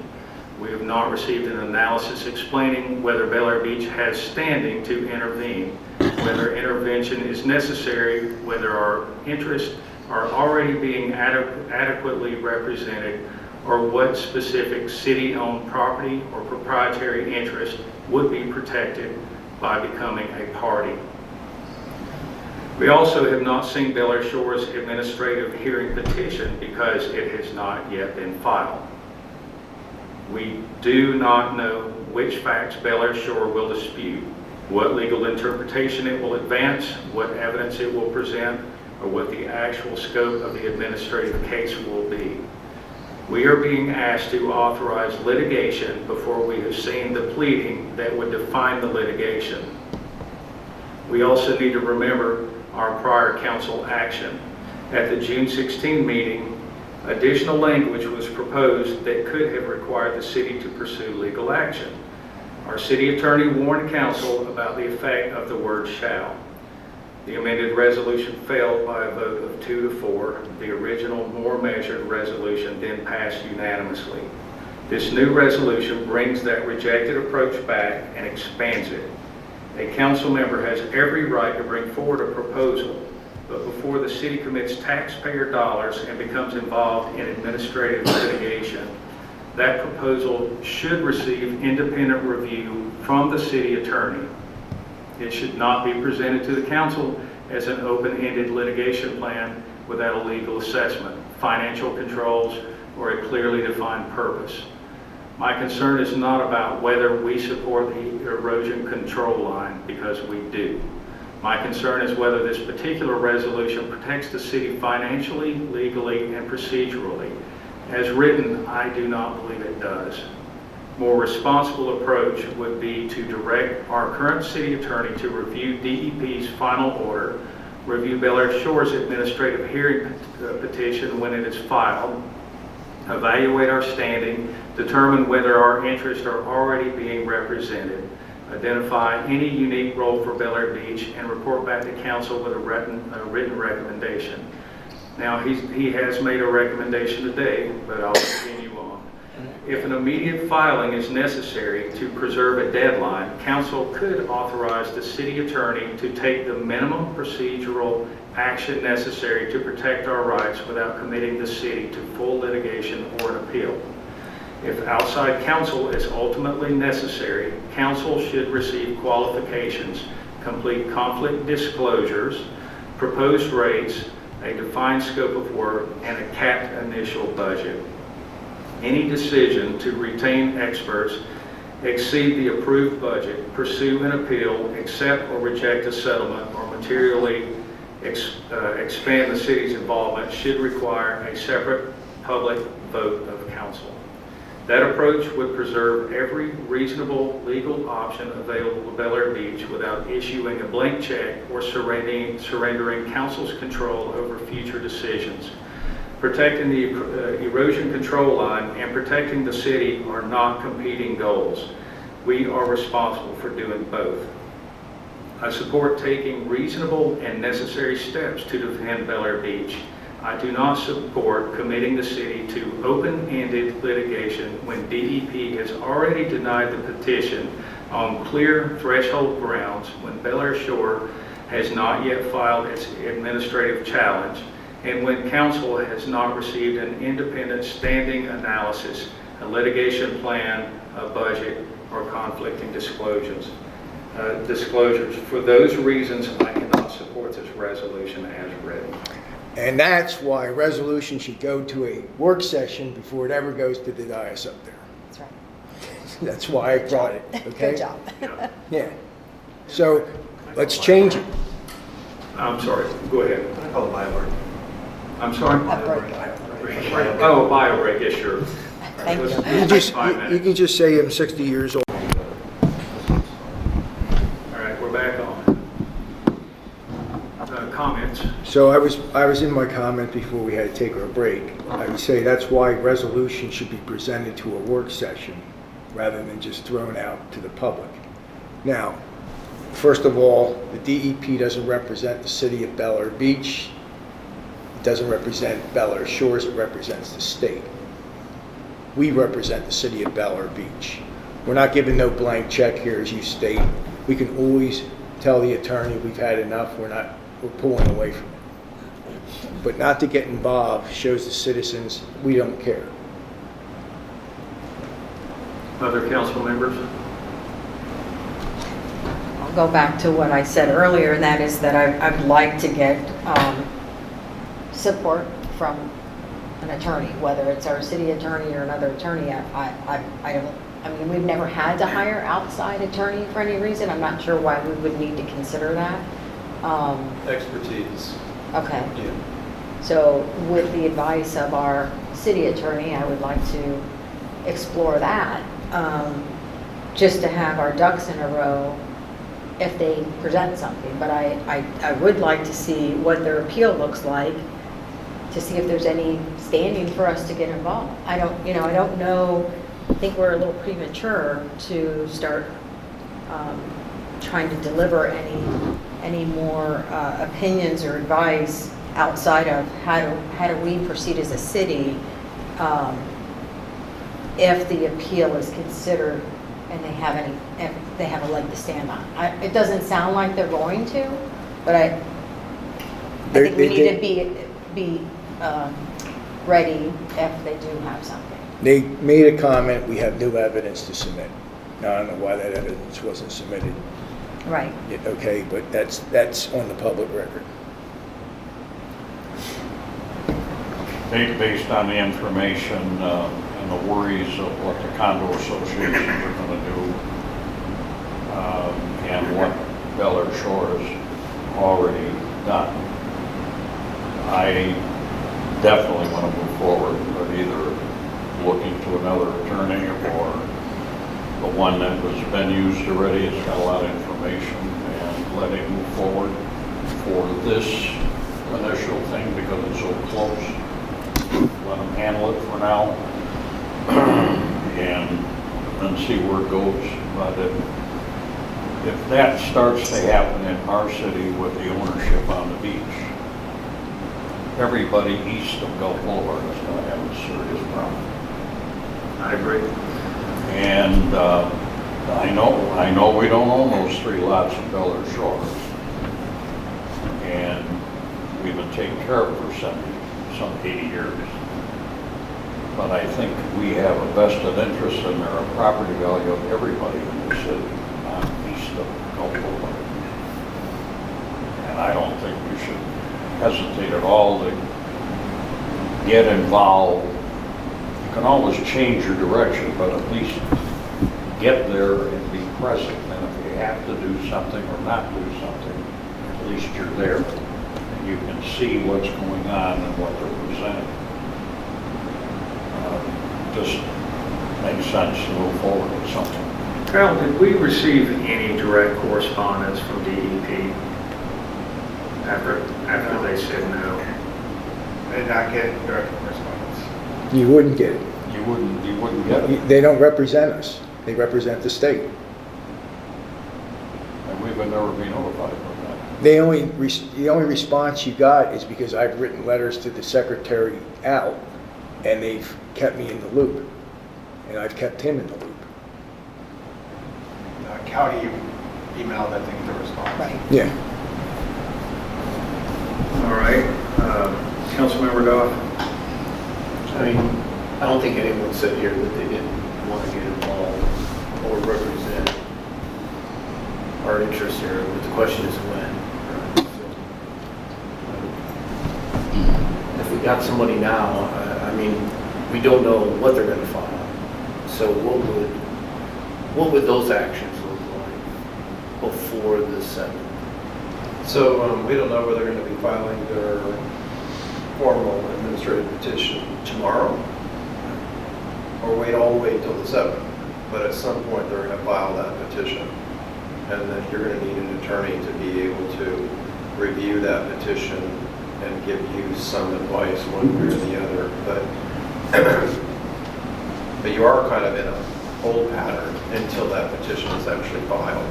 I mean, you can have your attorney review the information that has gathered so far by Mr. Bankert and the other people that are involved in that, and just be prepared for whatever comes down the pike once that petition is filed. But the deadline is the 7th. They can be filed anytime between now and then. But once the petition is filed, then it needs to be responded to. The ALJ will be appointed, and then all the deadlines will be set. And it's at that point when the ALJ is appointed that if the petition for intervention into the case, that would have to be heard by that ALJ. Is that a short time frame or a long time frame? Is it like a month or 2 lead time, or is it like a week or 2 lead time? It happens fairly quickly. You'll get the order out within 7 to 10 days. My recollection of doing these many, many years ago through the formal administrative process. It happens fairly quickly. And what about representation selection? What does that look like for our city? So you just changed your procurement code, and I'm pretty sure that there was a provision added to your procurement code that allows the city manager to make those decisions without having coming back before the council for approval. There was exceptions put into your procurement code. That's my recollection. I didn't actually read it before tonight, but Kyle would be able to make that decision as to who would be hired and how he would be hired, and be paid up until to the dollar value of what he has the authority to spend. So, but my recommendation is that if you want to hire an attorney, that we do get someone with expertise in the area. I'm not sure. Are you referring to Mr. Manzo? Yeah. Okay. I don't really know what his expertise is, other than he's got a part of the game going in. I mean, he's got a very he's got an interest in it, personal interest in it, as opposed to just as an attorney. So maybe that's good, maybe that's bad. I don't know. Well, he has some residents that will enter into their own private suit if the city doesn't do it.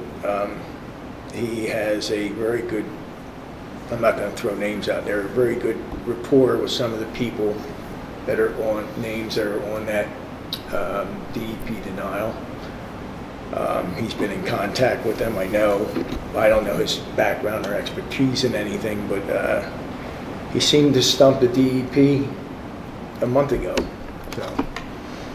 So I just want to make sure that there's not a conflict of interest. Is it okay for this person to represent individual citizens within the city and the city itself at the same time? So he would definitely have to obtain informed consent document from the city and the other people, because no, it's not the same interest.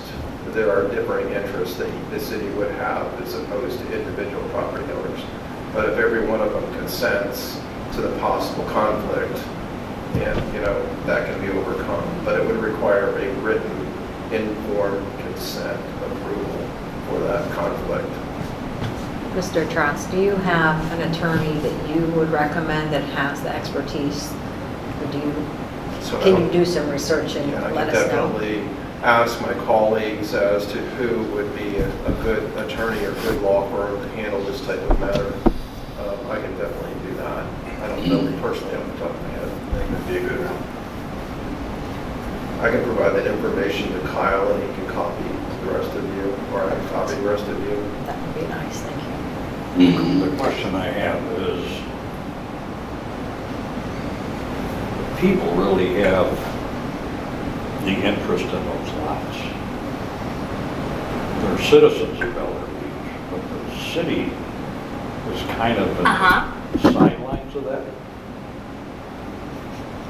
So whatever we do, they're representing the entire city on this side. You don't have a real legal interest. The city doesn't have a real legal interest. Correct. Other than representing its residents. Right. It's kind of a conflict. It's not a conflict. Well, it's unusual. Where does solicitation, an attorney soliciting, where the violations come in? I know Mr. Manzo can't solicit us, we'd have to solicit him, vice versa, right? With anybody you would recommend? Yeah, I think that you're proposing him at this point. That's the way to. No, I'm not proposing anybody. I'm just throwing a name out that has gotten involved in this on his own. He hasn't charged. Well, I can't say who he's charged and not charged. I don't know if he's charged anybody. I know he's worked a lot, put a lot of hours in on his own. I'll reach out to him as well as others, and so that you have that information and you can decide what you want to do. And then if Mr. Manzo gets your consent to waive the possible conflict, you can make that decision there too. But I will definitely reach out to Mr. Manzo so you have that information as well. So by our next council meeting, we should be able to select an attorney, is that correct? I would think you would be able to do that before, because you're allowing Kyle to do it. through the current procurement code. But if you wanted to come to you for make that decision, yes, we can do that, absolutely. Council, thoughts? I'd like to see the options presented before the final decision's made. Me as well. All right, Vice Mayor Roberts. Yeah, I would feel very comfortable if our mayor and the city manager and Attorney Trask, as a team, work together to figure out, based on the information that comes in from the state and Bel Air Shore, what's the best route for us to pursue. But I do agree with whoever said that previously, that we'd like to see it one time before it moves forward, but I would feel very comfortable with those three individuals working closely together and then letting us know what their suggestions are. Council. So are we saying we're going to take it out of Kyle's hands and vote on it next Monday? I don't think that's what he said. I think what he said was that that we would be presented with options, and that we would at least like to hear what the decision being made is at the meeting. Good.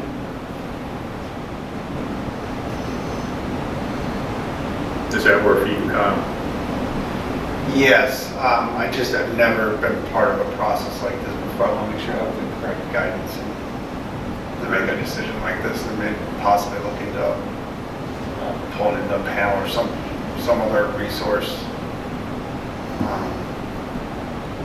Just seems a little rushed. Well, you'll have You'll have me? Attorney Trask to Yeah. help you through the process of selecting. Okay. And then, of course, you can use any of us as sounding boards, as you get the list, and, we can, if you pull together the information and want to present it individually, I mean, we're all available, right? So, Okay. You can have an emergency meeting too. Yeah, I guess we'll get started on it. The only thing I'm concerned about is if they file the day before the end of the limit, August 7th, what position are we in then? You're no different than you are right now. We don't know if they're filing. I just, if they file the last day, does that hurt us anything? It just gives you more time. Okay. Yeah. Yeah, just want to make sure. All right, any other discussion on this topic before we move on to code review? No, sir. So, I did, so based on everything you've gone through here, so essentially what I'm getting is there's no need for this resolution. I don't think the resolution is going to be necessary. I appreciate Mr. Baker drafting it to give us something to think about, and but I think that I have the confidence that just this discussion alone, there's going to be an attorney hired and sent to represent us in Tallahassee. Okay, just to let you know, I presented the resolution just to get the subject, like she would say, the topic.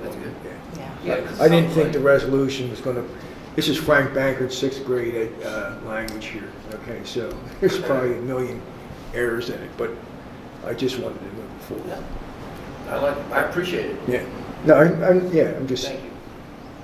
All right, now are we good to go?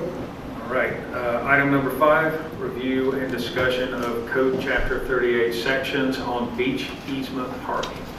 Take it away, Mr. Riefler. Okay, so this is section 38. This is subdivision 2, beach easement parking. And it talks about the accesses, explains what they're for, and then talks about the property owner decals. That seems to be pretty well organized and working well for the city. The reason I brought this section is it got discussed at the last meeting about the renter decal. And we currently, in our code, as you can see, we offer a decal to renters for the process. We've been doing it, from what I can tell, since 1997, apparently. But if that is not correct, then we need to consider changing our code, because I think the code needs to be accurate. Is this what we're doing? I have to take my hat off to you, Marv, for bringing that up at times. Are we following what this says right now? Yeah. Okay. We issue, and before this, we did issue temporary, Yeah. before Bel Air Shore wrote the letter. Yeah, why wouldn't we give them a runner decal, or it's some sort of parking permit? They live in the city, why wouldn't we? Well, they're not the owners of the property. So? On those 3 lots, it specifically says for the owners, not for the renters. So if we're letting the renters go out there and park, we're in violation. And that's, Well, I didn't think it said not for renters. Well, It you see, said- but that's where the quagmire comes in. According to Sheriff Gualtieri, when I was talking to him, I said, I'm a landowner. Don't I have any rights of saying who can use my land? He goes, good point. He says, I won't put anything in writing, but I understand what you're saying, because are you gonna tell me I can't have my kids that don't live with me anymore not use it? Well, as a leaseholder, aren't you offering free and unfettered use of the property to the leaseholder? Thank you. As the landlord, so therefore the rights of the owner would convey to the lessor. Right. But does that subdivide? How do you rent a property Not and say gonna you use- can't go to the beach? You can't park in the driveway. Or Yeah, here's a no, house you full can't of go to the kids, beach, full of- all right? I mean, how do you stay in business like that? I would say that if it's a legitimate lease, I would think that the rights would convey to the leaser.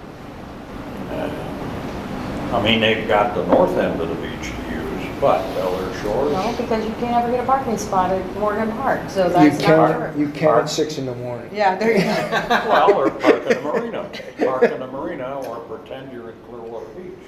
You gotta walk there when you park. What are you gonna do? I'm just thinking about if Bel Air Shores says, okay, you're not supposed to. All I can say is every time I go past those parking lots, they're wide open. There's True, they are. it's never full. That's true. The only lot that's full is Morgan Park.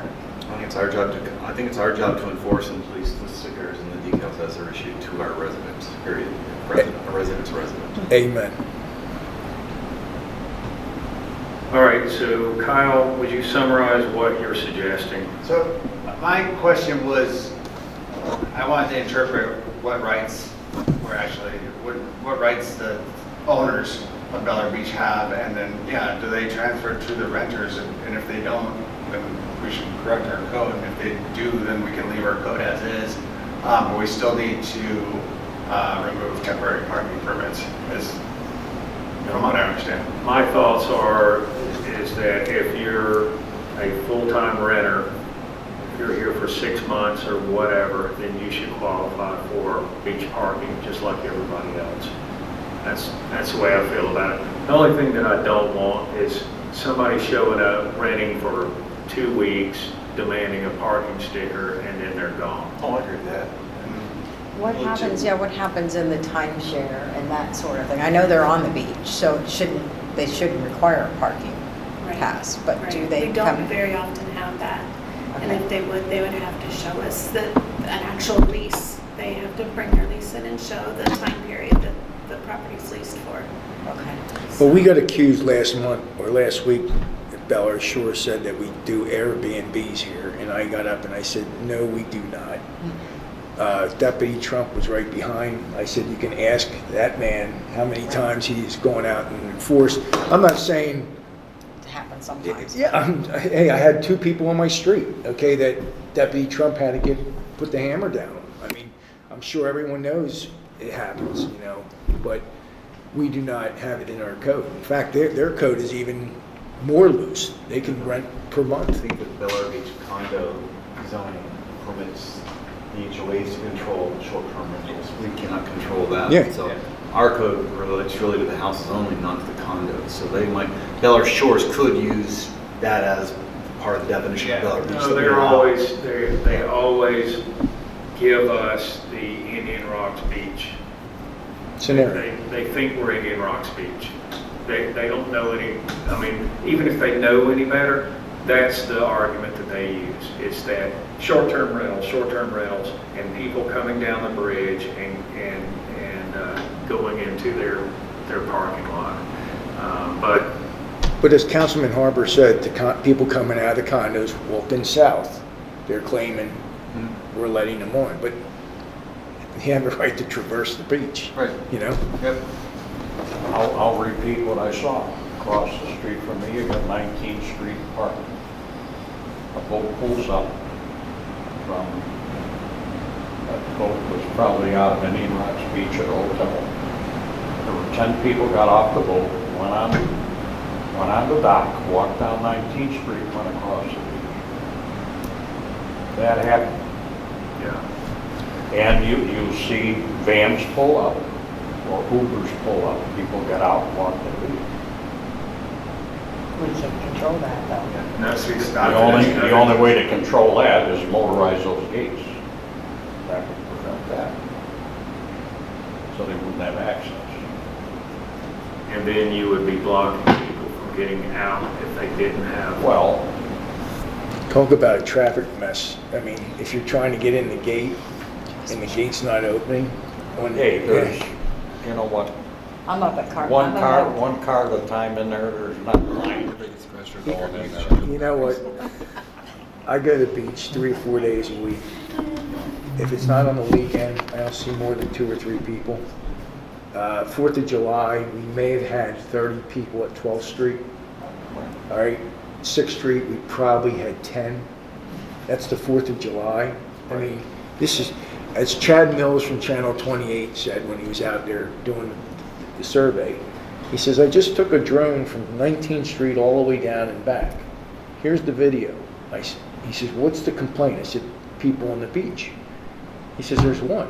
I said, well, person on the beach is the complaint then. They just don't want us on the beach. Okay, let's get back on task here. We need to decide whether we're leaving this the way it is or we're changing it. So leave it alone. I'm in favor of it. Kyle, could you highlight what you're proposing as far as the change itself, or the sentence that you're thinking about, or just, I need some reference point here.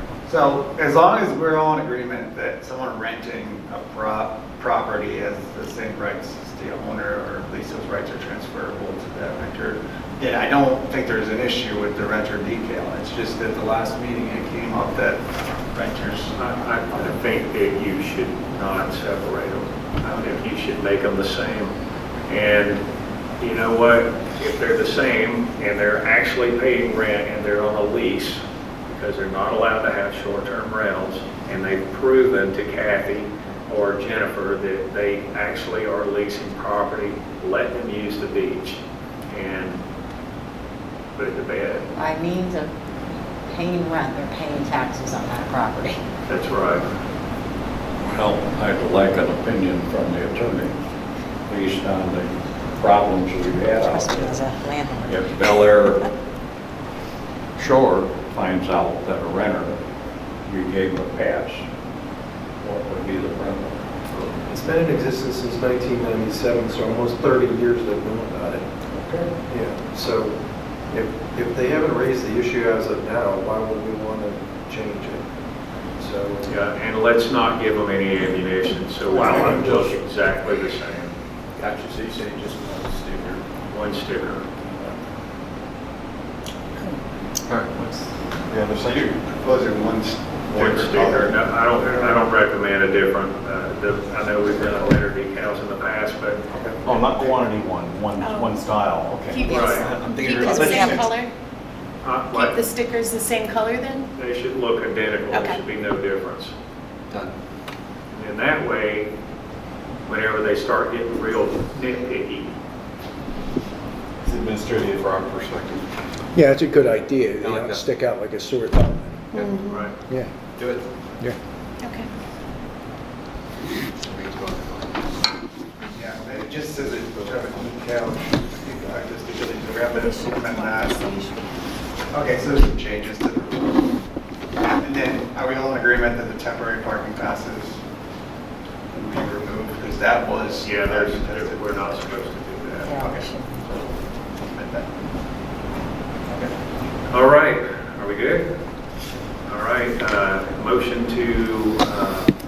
Adjourn? Adjourn this meeting. Right here. Move right on to the next. Second. All in favor? Aye. All right, this meeting is adjourned. We'll wait 1.5 minutes and then we'll start the next one.